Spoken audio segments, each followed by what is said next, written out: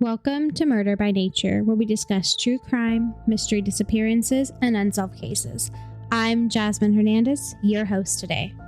So, before we dive into our episode, I just wanted to thank everybody for listening to our podcast. I cannot believe how many people listen to this on a weekly basis and come back to listen to it again at that. I was going through all of the stats, and I go through everything. I want to see who's doing what, where it's coming from. I love data. That's what I do in my actual job. I work with digital marketing, so being able to see all the data of this and doing this as a hobby, I am blown away. We're about to release, I believe, our 13th episode this week, and I have people from all around the world listening into this, and it just makes me super excited. I am so excited for this. I am going to be releasing video episodes going into the month of September. I have majority of the equipment that I need now, I think. I have to redo my office, which I'm really excited about. I love freshening things up every so often, but I have to redo my office because I did get a backdrop because I have pictures and horror-themed movie posters all over my office. And I don't want that to be the focal point of the background. So I need to put up an actual background, and that will get done. And then I'm just waiting for 2 more things to come in the mail, and we will be good to go. So we will bring this to YouTube probably into the middle of September, but definitely going into October. But I just want to say thank you guys for listening. There's so many different countries and so many people around the world that are listening into this. And I know for sure there aren't people that I know, because I don't know people there. But if you guys have any recommendations on different stories you would like to hear, send them in. There's a link in my TikTok, Instagram, and I believe on my Buzzsprout profile. So send those in. I have a lineup of so many different cases. And if you follow us on TikTok, which we are so close at hitting 5,000 followers, super exciting. But if you follow us, you kind of have an idea of the case that I'm going to be talking about today. I released a little sneak peek yesterday over there, and this case is the Chicken Coop Murders. This case has a lot of twists and turns, so a trigger warning: there is incest, rape, and molestation within this case. So take that as we go into the murders of the Chicken Coop. Our references today are Wikipedia, Crime Museum, Ranker, All That Is Interesting, Criminal Minds, Heather Moore Medium, Grunge, and Academy, the Clio, Murderpedia, and the Channeling Movie by Clint Eastwood. And with that, we're going to dive into the Chicken Coop Murders. Our story begins in a city called Wineville. Now, you won't find Wineville, California anywhere on a map. This Southern California town did exist, but it vanished in 1930. What happened in the small town that would rattle the townspeople to the core was known as the Chicken Coop Murders. These crimes were so crazy that the townspeople couldn't bear to be associated with Wineville anymore. This town instead changed its name to Mira Loma, California. Gordon Stewart Norcott was born in Blandford, Saskatchewan, Canada. He was raised in the British Columbia and moved to Los Angeles, California with his parents in 1924. 2 years later, at the age of 19, he asked his father to purchase a land in the community of Wineville. This was located in Riverside, California. He would build a chicken ranch and a house with the help of his father and his nephew, 11-year-old Stanford Clark. It was under this pretext that Norcott brought Clark from Blandford to the United States. On March 10, 1928, 9-year-old Walter Collins disappeared. He was last seen around 5 p.m. by a neighbor on the corner of Pasadena Avenue and North Avenue 23rd in Lincoln Heights, Los Angeles. His mother, Christine Collins, gave him some money to go to a movie theater nearby and watch a new movie that came out. The Los Angeles Police Department was already under investigation for several corruption scandals and their inability to locate Walter Collins. The police chief, James Davis, was under a lot of pressure to solve the case, though. The police looked all throughout Lincoln Park Lake, but were unable to find anything. Collins' father was a former prison inmate, and he thinks that they were responsible for his son's disappearance in an attempt to get revenge. See, his dad worked in the prison's cafe, and he was responsible for reporting a lot of inmate infractions. So he worked and was kind of like a little spy and would listen to things and then get them in more trouble. With this sort of job, it is possible that he made more than a few enemies. And with him being locked away, who knows what those enemies could have done. Several tips came in, but nothing turned out to be very useful. A gas station attendee in Glendale, Richard, reported a dead boy wrapped in newspaper in the back of a car with a foreign couple. See, the foreign couple stopped to ask for directions, and he said that he saw the dead boy in the back. A man named C.V. Stanley followed the couple when they left the gas station. The couple stopped a few moments in front of a police station and then sped away out of town, losing Stanley. When the police showed them the photo of Walter Collins, they both said that that was the boy in the back of the car. Other tips, though, came in about a couple traveling around the United States with a boy who was begging them to let him go home. Walter's disappearance, though, it wasn't the only one in this town. There was a few other ones that were happening. Nelson and Lewis Wilson, 10 and 12-year-old brothers, went missing on their way home to Pomona. They went missing on May 16, 1928. Their parents received strange letters from them, though. The first stated that they were headed to Mexico, and then the second stated that they planned on staying missing as long as possible to become famous. See, the Los Angeles Police Department didn't connect these two cases, though. They didn't think that they had anything to do with each other. They also did not connect a case that happened in February of this same year in La Puente. Police found the body of a Latino boy decapitated, and this rocked them, but they never did anything about it. Now, with all three of those cases, there's something that kind of struck the townspeople as odd. Neighbors were making complaints about a man mistreating a boy at his poultry farm, but the police, again, did not connect this at all to any of these cases. In August of 1928, Illinois police picked up a boy who told them his name was Arthur Kent. At first, he would say that his father abandoned him, so they placed him with a temporary home. Eventually, he told police that his real name was Walter Collins from Los Angeles, California, and that he has been avoiding their questions to protect his father. Illinois police contacted California police. They sent photographs back and forth of the boy and later decided to send him to Los Angeles. The California authorities contacted Christine Collins and showed her the photos of her son. She immediately said, "That was not my son." However, Captain J.J. Jones talked her into trying out the boy for a little bit. I don't know about you, but I know my kids from a mile a minute. And if I said someone was not my child, they probably are not my child. But back then, these guys, they were under so much pressure from trying to solve the case to things that were happening within the police force. They just wanted it to be over with. So they told her to try it out and see what happens. 3 weeks after their reunion, Christine Collins brought the boy back to the police station. She brought with her Walter's dental records and a signed statement from people who knew Walter, saying that this boy was not him. Captain Jones called her a lunatic and claimed that she was trying to get the state to take care of her child and believed that she was just too embarrassed with the police department. He threw her into a psychiatric ward in Los Angeles County General Hospital on a Code 12. A Code 12 allows police officers to get rid of troublemakers by throwing them into psychiatric hospitals. So I know in the state of California, we don't have many psych wards anymore. Not ones that you go and stay in like what they did back then.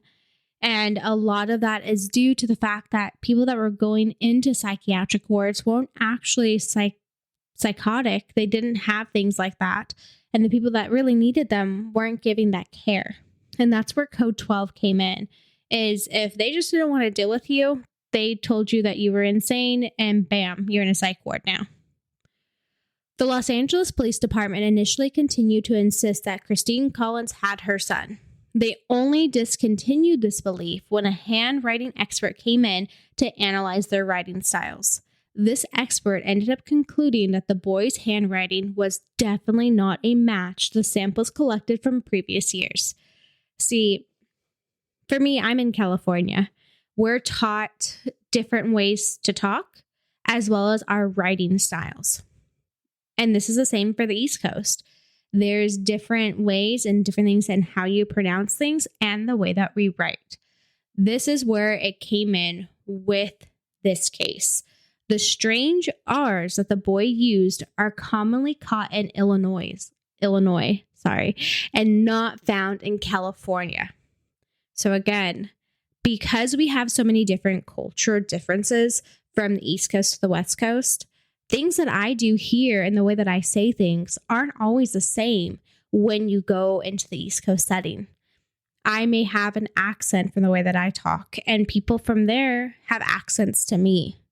So when police are looking at different things, they take that into account because that can really help pinpoint where people are from. The things that they do, their actions, the way that they hold themselves is always going to be geared towards their environment. Now, with this, Christine has been incarcerated in the psychiatric ward this entire time, and Jones decides that he's going to question the boy. 12-year-old Arthur Hitchens Jr. ends up admitting that he is a runaway originally from Iowa and a drifter at the roadside cafe in Illinois.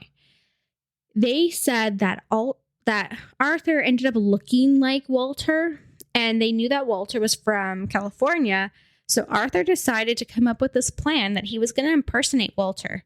He said that his motive was only to get to Hollywood so that he could meet his favorite actor. Now, Hollywood isn't very far from me now. I'm in Riverside County. It's not very far from where I'm at, but I can only imagine back in the 1920s that it was probably a really, really long time to get from Riverside County to Los Angeles County. I feel like that would have been a trek for a 12-year-old. Christine was released 10 days after Arthur admitted that he was not her son, so they did keep her in there for 10 more days. Now, in 1928, 15-year-old Stanford Clark had been working on the chicken ranch with his 19-year-old cousin, Gordon Stewart Norcott. Jessie Clark had been concerned about her brother because she said something didn't seem right. Something was strange about her brother's letters, so she decided to make a trip down from Canada to see him. Despite Gordon's efforts to make sure that the siblings were never alone, he didn't want them by themselves. Jessie managed to wield out the truth of her brother. Their cousin had not only been sexually abusing him, he was also a murderer. Stanford asked his sister if she recalled reading in the papers about a little boy that was kidnapped, named Walter Collins. Collins has vanished in March of 1928 on his way to see a movie, and Stanford then went on to say Gordon killed him. Gordon kept Collins at the ranch for a little bit over a week, and then he killed the boy when people started searching for him. He also told his sister about the murder of 2 other boys, as well as a Mexican ranch hand Stewart had shot and decapitated. A terrified Jessie decides she's going to fly back to Canada, and when she does, she told the American consul the whole story, who then alerted the Los Angeles Police Department. On August 31st, 1928, the police in Los Angeles sent immigration officers Judson F. Shaw and George W. Skellhorn to Wineville to check on Stanford. Gordon was driving down the road with his mother, Sarah Louise Gordon, and they saw the officers approaching and decided they were going to hide out until they can hot-tail it to Canada. The officers found Stanford at the ranch with Gordon's father, Cypress, and took them both into custody. While awaiting deportation, Stanford's conscience grew heavy. He told his jailers everything. He explained how Gordon raped him and how he would kidnap other little boys and rape them too. He said to the police that Gordon, along with his mother, even killed some of the boys and forced him to murder them also. The cops showed Stanford photos of several missing boys. And with this, he was able to identify Nelson and Louise Wilson and also Walter Collins. He also recalled a time that Gordon kept a Mexican boy in the chicken coop and killed him too. When the police realized that they found the headless body of a Mexican boy 7 months prior in a nearby town of La Puente, California, they called for an immediate extraction and arrested Gordon Stewart Norcott and his mother. On September 15th, 1928, Stanford told investigators that his uncle kidnapped him and physically and sexually abused him. Now, he also said that he made him watch the abuse of other boys and murders of Walter Collins, Nelson, and Louise Wilson. Now, this is where I'm going to say it's going to get a little weird. So, Gordon used to make Stanford even participate in these acts. Stanford was very young at this time, and this is something that ended up carrying with him into life, and we'll get into that later. Gordon abducted the boys to rape them, and then when he would get bored, he would lead them into an incubator room to see hatching chickens, and then he would kill them with an axe. So the chicken farm was a real farm. He really did have chickens, and he was raising them and selling them, and he used that as his cover-up. Stanford told the police that they would be able to find the graves near the chicken coop for the brothers and for Walter. 2 graves were found, but the bodies were not fully there, only pieces of bone. Axes found among the farm with other equipment had human hair and blood on them. Several bones were scattered across the ranch, which people later determined that was from male children. So they had forensic go out there, they tested them, and it was from male children.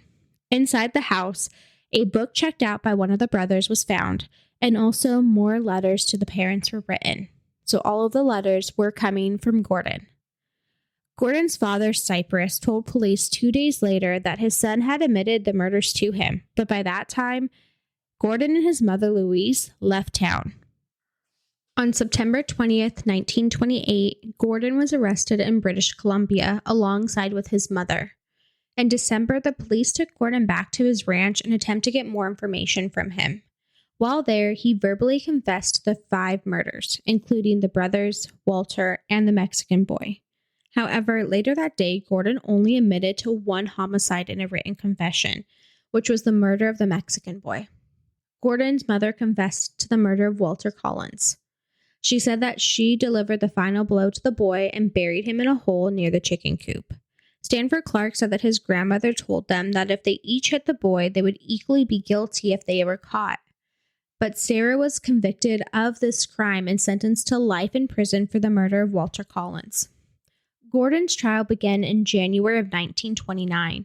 He fired several defense attorneys and proceeded to defend himself during this trial. He admitted to abusing young boys because he loved them. He even had said that his mother would testify for him, and she did. She claimed that she was actually his grandmother because her husband raped her daughter, Winifred, and Gordon was Winifred's son. Now, Gordon also claims that he had a very sexual relationship with Sarah, which he was grown up to believe was his mother, and that his father also molested him. Gordon's defense was rather odd, and it was obvious that he was no lawyer, although with the strange defense, Sarah didn't prove to be very credible. She would tell the jury that she would do anything for Gordon. She would continuously say that she would do anything for him, so she couldn't be used as a credible witness. Gordon was implicated of the murder of Walter Collins because his mother already confessed to it and was sentenced to it, so the state decided not to pursue Gordon for that murder. It was speculated that Gordon may have killed as many as 20 boys, but the state of California could not produce evidence to support that. Ultimately, the state only brought charges against Gordon for the murders of the unidentified underage Mexican nation, the headless Mexican, and the brothers, Louis and Nelson. On February 8th, 1929, an all-male jury convicted Gordon of first-degree murders of the Wilson brothers and the anonymous victim. Judge George R. Freeman sentenced him to death. Gordon was hanged on October 2nd, 1930, and as for Stanford, he was never tried. He was seen as a victim in the entire case. After Gordon was sentenced, Sarah attempted to commit suicide and begged authorities not to execute her son. She said, "I got a square deal. If they'll just be good to my boy, if they just won't hang him." Now, after she learned that her son was going to be hanged, Sarah begged authorities to hang her as well. Sarah served her sentence at the state prison and was paroled after less than 12 years. She died in 1944. Now, Christine became very hopeful. She was hoping that her son Walter might still be alive after her first communication with Gordon. She asked Gordon if he killed her son, and after listening to his repeat lies, confessions, and then recants, she concluded that Gordon was insane. She said that Gordon didn't seem to know whether he'd even met Walter, much less killed him, so she clung to that hope that Walter was still alive. Gordon sent Christine a telegram shortly before his execution saying that he had lied when he denied Walter was amongst his victims. He promised to tell her the truth if she came in person to hear it. And a few hours before the execution, Christine visited Gordon. But upon her arrival, he yelled, "I don't want to see you." He said she was confronting him. "I don't know anything about it. I'm innocent." A news account said the distraught woman was outraged by Gordon's conduct, but also was comforted by it. She said that Gordon's ambitious replies and him to seeming refuse to remember such details of Walter's clothing, the color of his eyes, gave her hope that her son was still alive at this time. Now, Christine ended up filing a lawsuit against the Los Angeles Police Department, and on September 13, 1930, she won that lawsuit against Jones. She was awarded $10,800. This is equivalent to about $162,000 in I would say not now because of inflation, but back in 2021. But Jones never paid. The last newspaper account of Christine is from 1941 when she attempted to collect $15,562 in the judgment from the then retired Captain Jones in Superior Court. But nothing came from that. In 1935, 5 years after Gordon's execution, a boy and his parents came forward and spoke to authorities.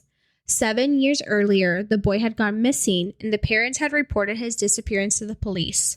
At the time of the boy's disappearance, authorities speculated that he might have been a murder victim at Wineville.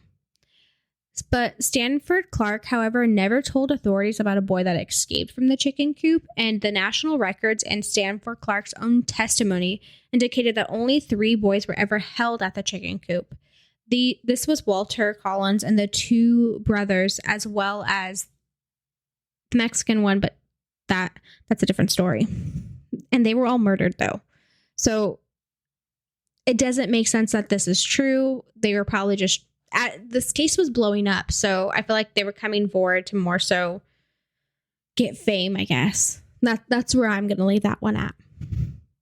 Stanford Clark did return back to Canada, and the city records indicated that he ended up dying in June 20th of 1991, and he was buried in the Woodland Cemetery on August 26, 1993. So they didn't bury him for quite some time, and I don't know why. It did say that he also had to go to like a boarding school after the murders when he went back to Canada, and he was there for quite some time, and he wanted to use his story to kind of help people, but that's all the information I can find on Stanford Clark. Now, the horrors of the Wineville Chicken Coop Murders were introduced again in 2008 when Clint Eastwood film Channeling was released. This story reflects Christine Collins attempting to recover her son Walter. The movie also shows Christine Collins preserving the overcome in the unjust law enforcement system to learn the truth about her son. There is a theory that Walter was never really killed but escaped, and having escaped, the theory goes that he was too ashamed for whatever reason to return home. It is believed by some that he is either still alive or died recently of advanced age. The most common conclusion is that Walter was indeed murdered, but his body was too destroyed to be discovered to this day, or it's still hidden out there waiting to be found. Now, that is the story of the Chicken Coop's murder. And it's a lot of information all at once, and it gets your brain kind of going. I found this story from another podcast, and I just kind of heard a bit. It wasn't even a podcast about this. It was a podcast about something else, but they were talking about how this story kind of haunts them. So I decided to research it, and my Lanta was it a lot of information. Now, as we go into my thoughts with this, I get where Christine Collins thinks that her son might still be alive or that he was somewhere else, because there was reports that there was a couple around the United States with a kid, and he wanted to go home, and then the whole story about the foreign couple with the kid in the back of their car. I don't really know, because I feel like you also have Stanford Clark, who says that Walter was at the home and that he was there for quite some time. I just think it's a lot of trauma every which way. And some reports also said that when Jesse Clark was down with them, that Gordon actually attacked her as well. So that I only found that in like 2 statements, so I don't know how true that is.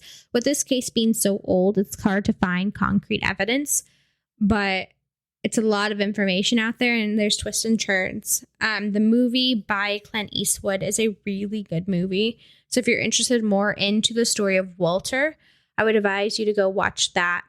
Good acting, good movie, super, super good to watch, especially if you're interested into more of the Walter story.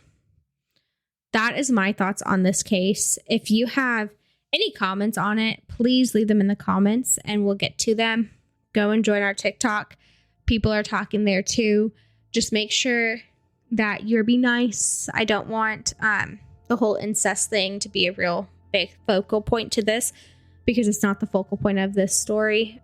This is just about the boys and Stanford Clark that had to go through all of this within their lifetime.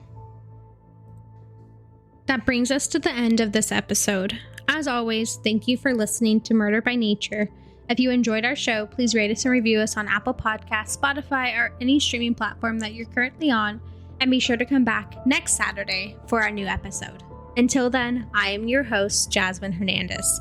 Don't forget to stay safe out there. Don't get murdered or murder people, you lovely humans. Have a wonderful Saturday.